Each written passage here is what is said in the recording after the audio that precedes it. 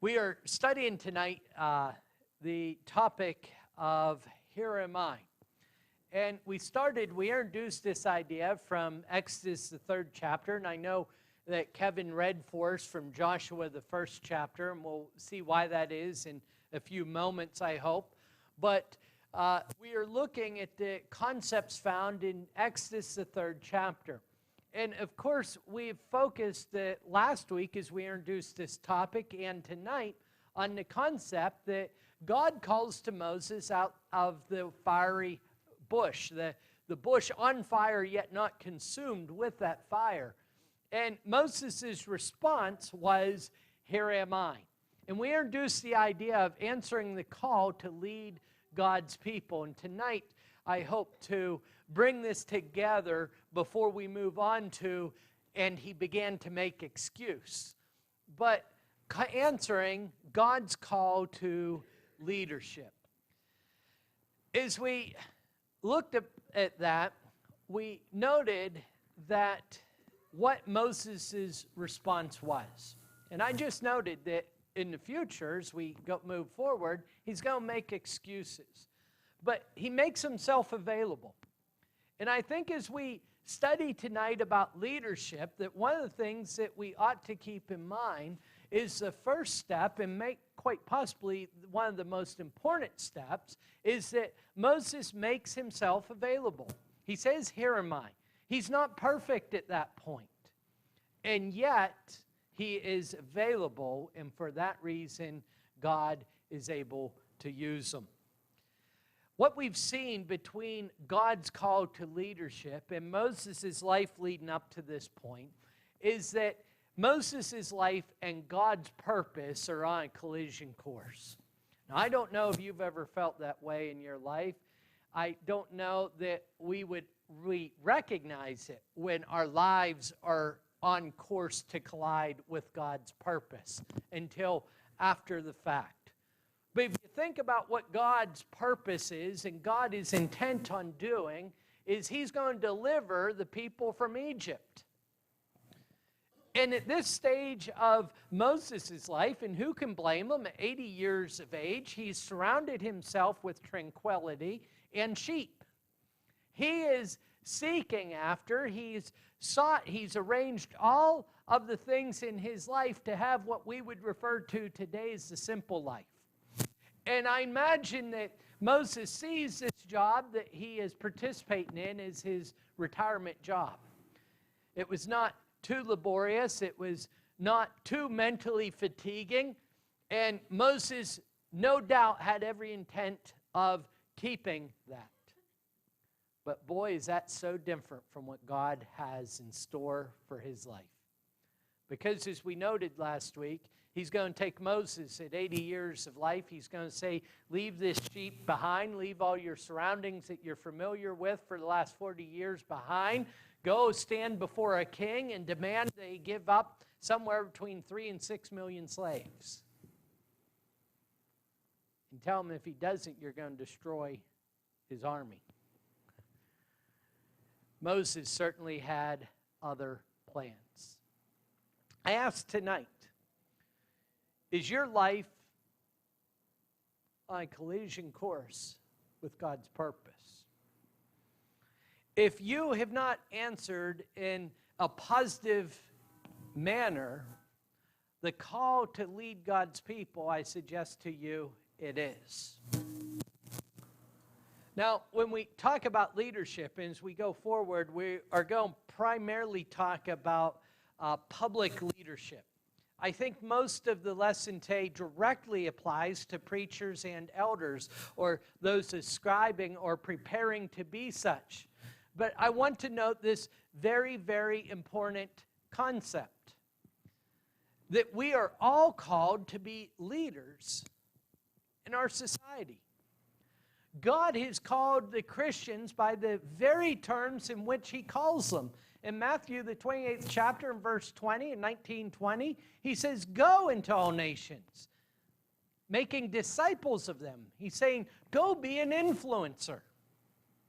Go impact the people that you come in contact with and lead them in the paths of righteousness. And so I encourage you to think about God's call to leadership, not only in a public way, although we need that, but also in a personal way. Is God has called you to follow His purpose, His plan, and to lead the people around us to the saving truths of the gospel. Well, you may look at Moses and you say, well, Moses was minding his own business, and God plants this bush, more than plants it, He catches it on fire in a miraculous way and prevents it from being consumed while it's on fire. He latches a hold of Moses' life. And then verbally, out of that burning bush, He says, Moses, Moses. You say, well, if I hear God call me like that, then maybe I'll listen. Maybe I'll change my life. In other words, I am waiting on God to call me. I'm waiting for God to ask of me. I encourage you to think about John, the 4th chapter, verses 34 and 35. I'll go ahead and turn there rather than butchering it with my paraphrase. But I think Jesus makes an incredibly relevant point for your and I's life. Jesus says to them, verse 34 of John 4, my food is to do the will of Him who sent me and to accomplish His works. Do you not say, there are yet 4 months, then comes the harvest? Look, excuse me, I read that wrong. Do you not say, or do not say, there are 4 months, and then comes the harvest? Look, I tell you, lift up your eyes and see the fields are white for harvest.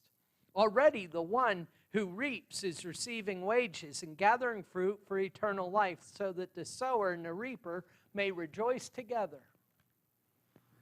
You know what Jesus said to His disciples? Don't look to the future for the harvest. Behold, the harvest is now.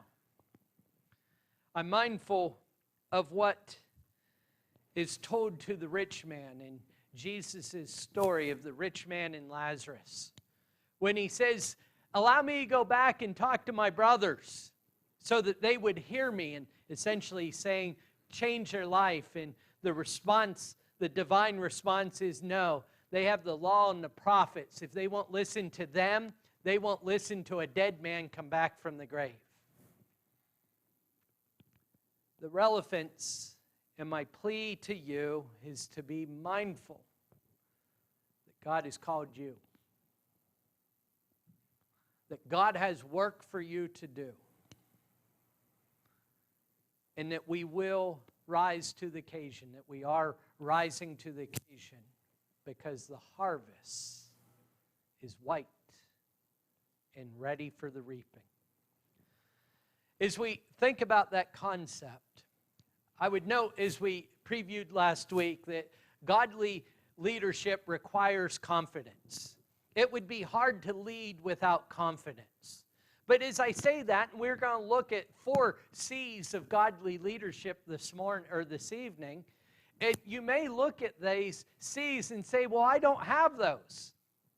I'm not a leader. But I encourage you to realize that there are not natural-born leaders. Now, we use that term, don't we?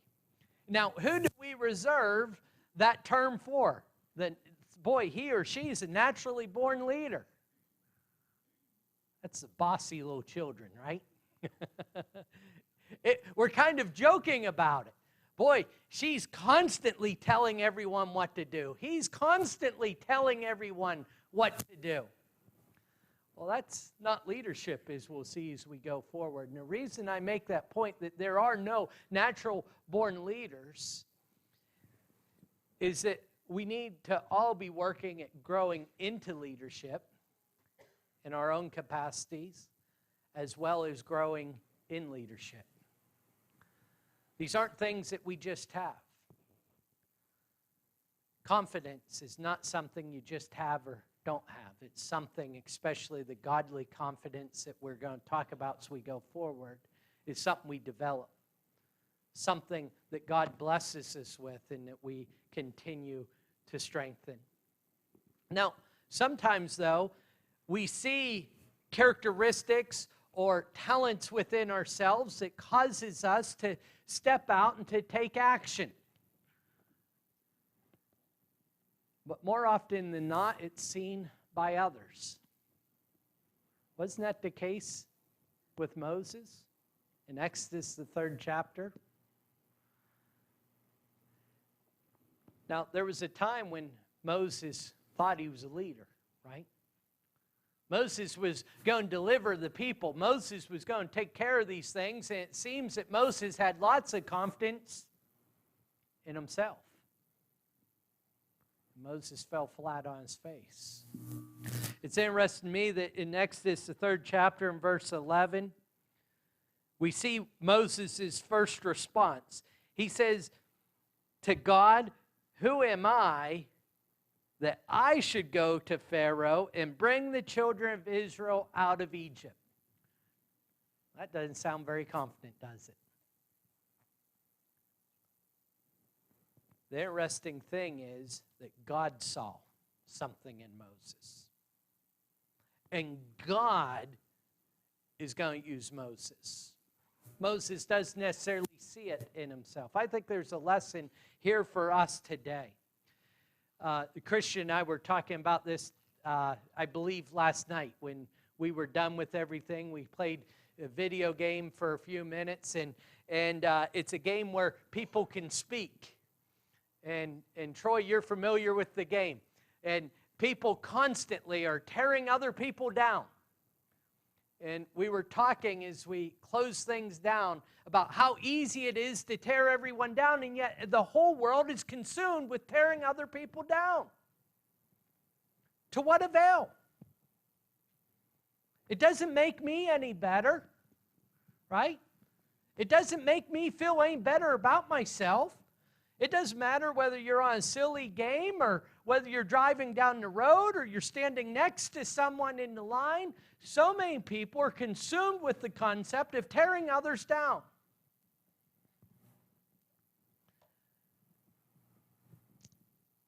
And unfortunately, that's seeped through our humanity into Christianity at times, and into my life, and into many of your lives. It's something we need to be aware of, because it is completely different from everything that God has in store for us and God desires for us. Jesus did not have to come to this world to prove that we were worthless. He came to lift us up and to make us something better. You see, God is taking a broken man, and it is easy to power on a broken man. It would be easy to tell Moses what a failure he is. It would have been easy to tell Moses how he had not lived up to his potential. It would have been easy, the man who's saying, "Who am I that I should go to Egypt and stand before Pharaoh?" To cut him off his knees, and it's what the world does. It's what we see around us so often. I had an employee that I was pushing and prodding because he was not living up to what I thought he should be, and I was getting frustrated with him. A very good employee. And I was reading a book on leadership at the same time. And I don't know about you, but if I read, I have a lot of aha moments, I think, because my life is so glaringly wrong in so many ways. I read and I say, boy, there's how I'm failing at that. And I read this concept that a leader or a manager's job is to avoid people's strengths and to help them excel in, or I said that wrong. I got some puzzled looks. I'm like, boy, I lost everyone. No wonder. Avoid people's weaknesses and help them to excel in their strengths. You see, I was looking at this individual thinking, why isn't he measuring up? And it dawned on me, it's my problem. We're like that in the world, and when it comes to confidence, I think we ought to be mindful of that in other people. It's easy to tear them down. It's easy to explain to someone why they can't and aren't a leader. It's harder, but more godly to lift them up, to put them in situations that they will succeed, and to help them become what God wants them to be. It's amazing. Kevin read from Joshua, the first chapter, in verses 1 through 9, and it plays into our immediate context in that we don't see Joshua jumping out and saying, "Here I am, I'm the leader." We see God saying to Joshua, "Moses is dead, it's time to step up." And I really don't believe Joshua felt he was up for the task, because 3 times in those 9 short verses, starting in verse 6, so really 3 times between verse 6 and verse 9, God tells them, he didn't say stand up, he says be courageous. In my mind, I see God saying stand up and be courageous. Be strong. Don't be frightened. And move forward. Notice how God is taking a man that has potential and he's helping him fulfill that potential. He's building in him confidence. And when I talk about godly leadership requiring confidence, I think we all ought to be aware of our part in instilling confidence in those around us. Why should have Moses been confident? Well, for one, God had given him the correct and complete information, didn't he? He said, "Moses, here's how this is going to go." Can you imagine? The creator of the universe says, "Here's how it's going to go. All you have to do is do what I tell you to do."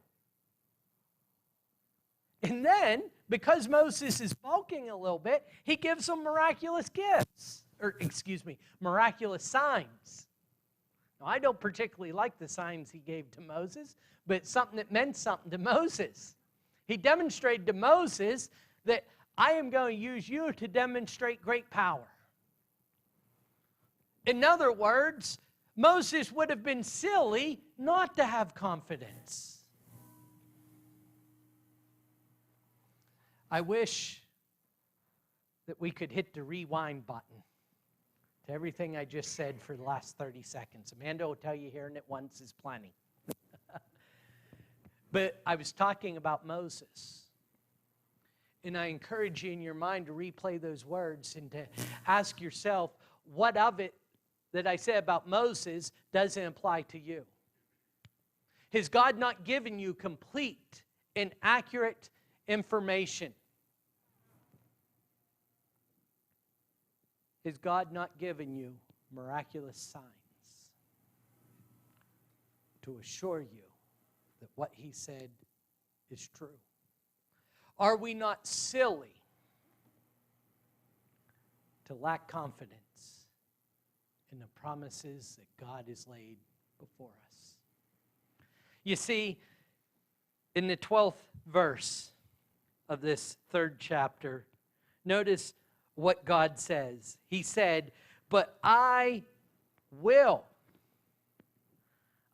be with you, and this shall be the sign for you that I have sent you when you have brought the people out of Egypt, and you shall serve God on the mountain."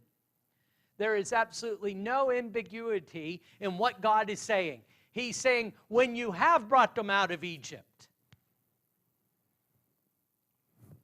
He doesn't say if you're able to get them out of Egypt, if we're able to do this.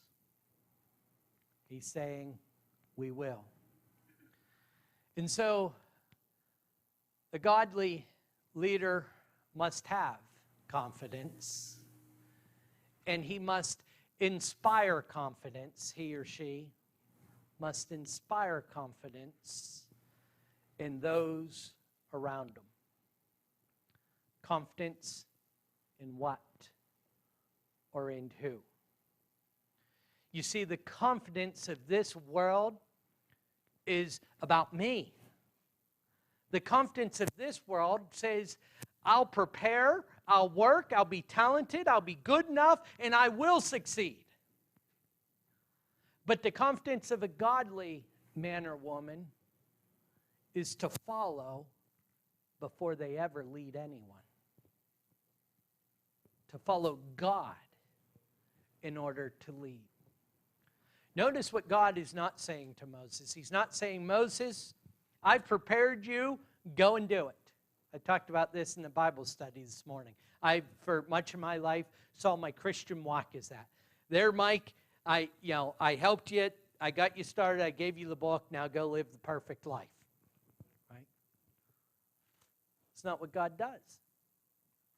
God says, I'm with you. We are going to do this.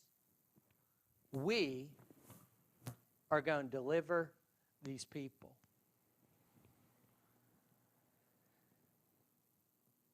Our leaders have to have confidence. I must have confidence in the purpose of the Lord. And we as a congregation must have confidence that living the Word and sharing it will have an impact on those around us. Godly leadership requires confidence, and godly leadership requires commitment. The one leading can never, ever, ever lose sight of the goal.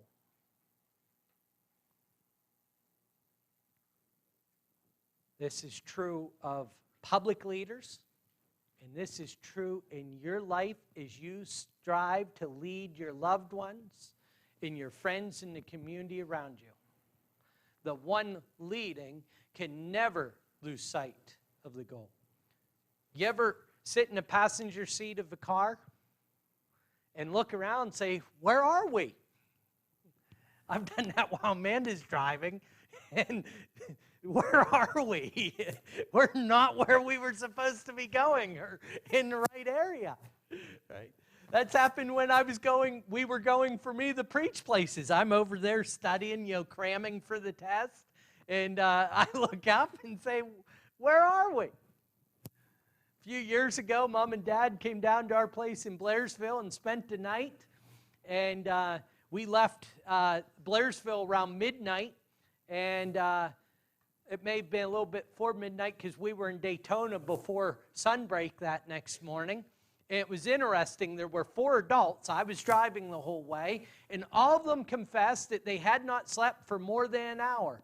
But I'm telling you, between the hours of 1 and 3, I was on my own most of the time.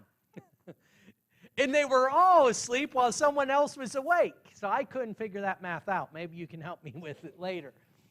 But Amanda wakes up and she says, where are we? I said, we're just about into Jacksonville, Florida. No, we're not. Yeah, you missed Georgia, honey. Well, that's all right for her in the passenger seat, isn't it? It's not all right for the driver. I can attest to that firsthand, can I? It doesn't work out. And the one leading can never lose sight. We need strong, committed leaders who have their eyes on the goal. If you walk in the office, and I haven't changed them since I came here, there are 13 goals on the dry erase board. I put those goals up there sometime after I got started here. The reason for that is they're not just my goals. They're our goals, right? I was listening to a coach, and he works with professional athletes, and he says, they always tell me what goals they want. They're coming to him. You know how they tell me? They've paid me. They've showed up in my office. They've given me their overall goal. I want to improve at this. They're their goals, not mine. Same's true here, right? We've got together. We all have a common goal to seek after. There's 13 goals up there. One of them is to have spiritual business meetings. I've been involved with several congregations now. It began to haunt me. You know, gentlemen, what we do in most business meetings, we spend 45 minutes talking about parking lots, light bulbs, heating bills, hot water heaters, right? It's supposed to be the business of the church. Those all have supportive roles. Don't get me wrong. But sometimes we can lose focus of what the business of the church is. It's about saving souls. One of the things I appreciate here about what we do is with the preachers committee. That's the primary focus of what we do, right? Those things, those physical things need taken care of. No doubt about that. They support the overall goal. But we can't take care of all that and neglect the spiritual needs. It's interesting that in Exodus 18th chapter, here's the leader of the people taking them at this point out of Egypt. And he's consumed with judging whether this sheep got onto the neighbor's property or not. Now, don't get me wrong. They were going through the wilderness. They didn't own property. I'm saying he's getting tied up in menial tasks, judging the people. And God essentially says to him through in part Jethro, appoint people to do that and do the work that needs to be done. It's important that leaders don't lose sight of the goal, of the purpose of the church to save souls.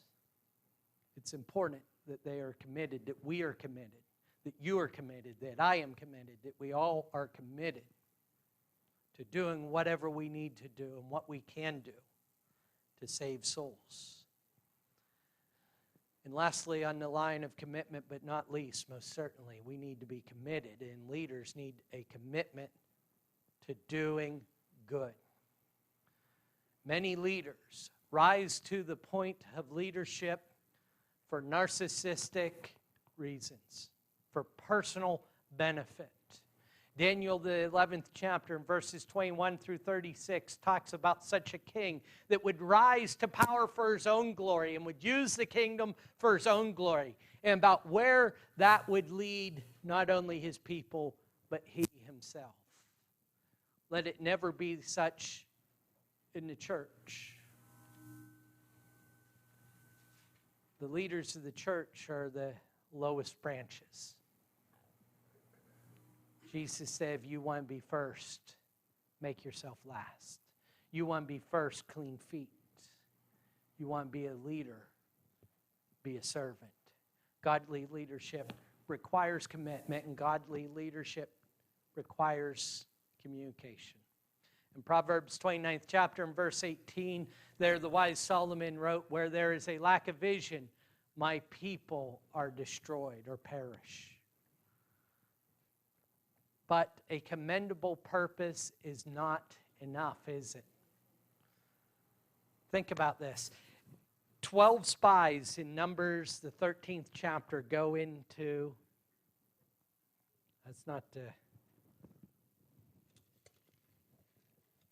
go into the promised land. 12 spies.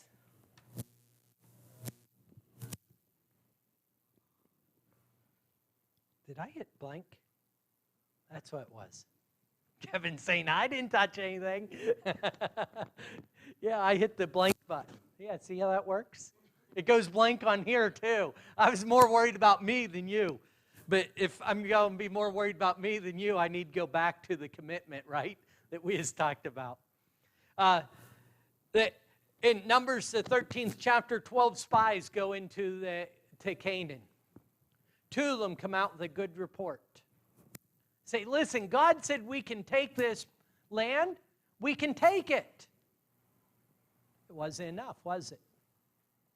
The people didn't follow them. In fact, the Hebrew writer in the 3rd chapter in verse 17 says their carcasses fell in the wilderness. because they followed the 10. I've heard it said from the mouths of some of our preaching educators within the body of Christ that as long as you're preaching the truth, you're fulfilling as a preacher your job.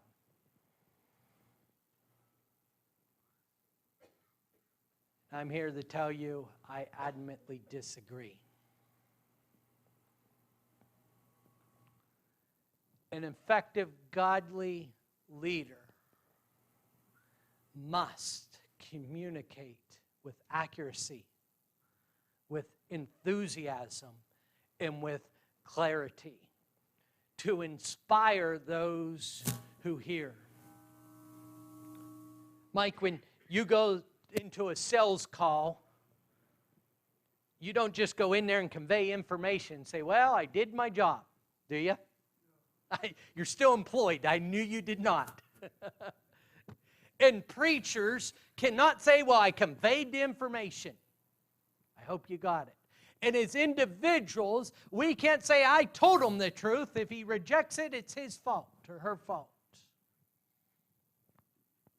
We must be able to communicate to the very level best of our ability and be improving our abilities day by day. We must communicate with accuracy, with enthusiasm, and with clarity. And while I've talked a lot, I would suggest that the bigger part of communication is listening. A leader must clean his ears out and listen. One of the things that I've not done here near as well as I wanted to, as I still desire to, and I've thought about ways to get back on track for this, but I was shocked at the response I got at Cherry Tree when I started. As I went to every individual's home in that congregation, as we would talk about things, I asked the single question: how could the church here at Cherry Tree be better? And what really shocked me is the number of people sat up and said, I've never been asked that.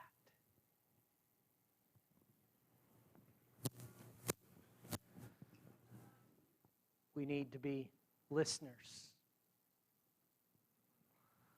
We need to listen to the needs. We need to listen to the advice. It's probably scary to think about how many good ideas have not been enacted because the right people haven't suggested them. Good communication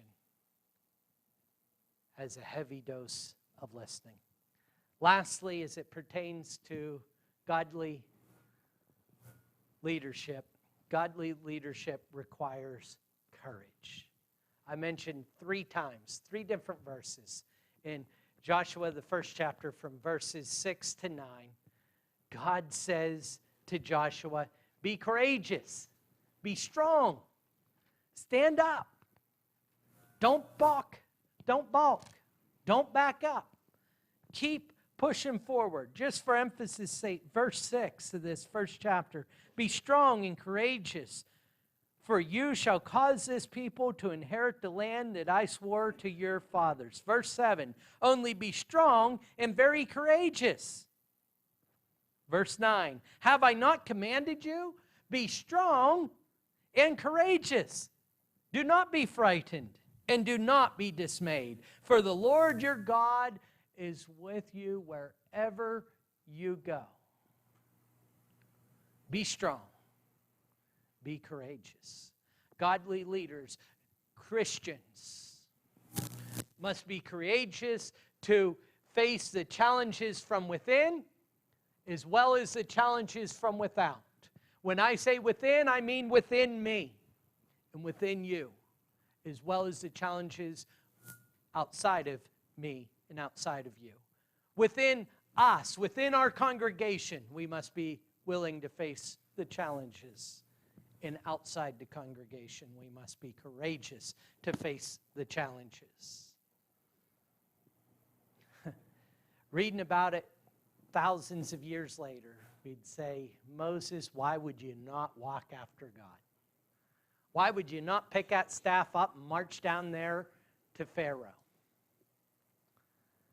And I dare say, that thousands of years from tonight, from today, we will look back and say we would have been silly not to pick our staffs up and to act on behalf of the Lord.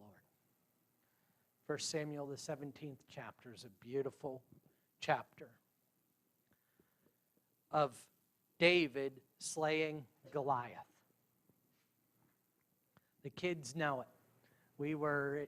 Connie was at Bob's when the kids sang about David and Goliath. One of the kids said, I want to sing David and Goliath to Bob. I didn't know the song. And I watched them sing it. But the children love to sing it. I think that's a way of preparing them to understand what God can do through them. But understand that David did not stand in 1 Samuel, the 17th chapter, and face the first challenge of his life. God had been preparing his whole life up until that point. And God is preparing you tonight, yesterday, and tomorrow for the challenges that you will face in the future. Godly leadership requires courage, and we will be courageous. Moses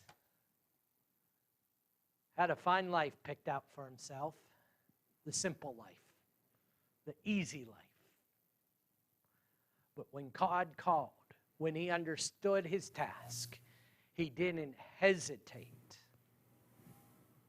to follow after him and to deliver a mighty nation from the hands of a tyrant nation. Luke 6 and verse 46, there Jesus says, why call me Lord, Lord, and not do the things that I say? We call him Lord, and we will do the things that he asks. This evening in your personal life, if you need the assistance of this congregation, through encouragement, through prayer, if you've never put on Christ in those first steps of confessing him, repenting of your sins, being immersed for the remission of sins, and you'd like to take those first steps, or you have any other spiritual need, let us help you however we can. Make that known as together we stand and sing.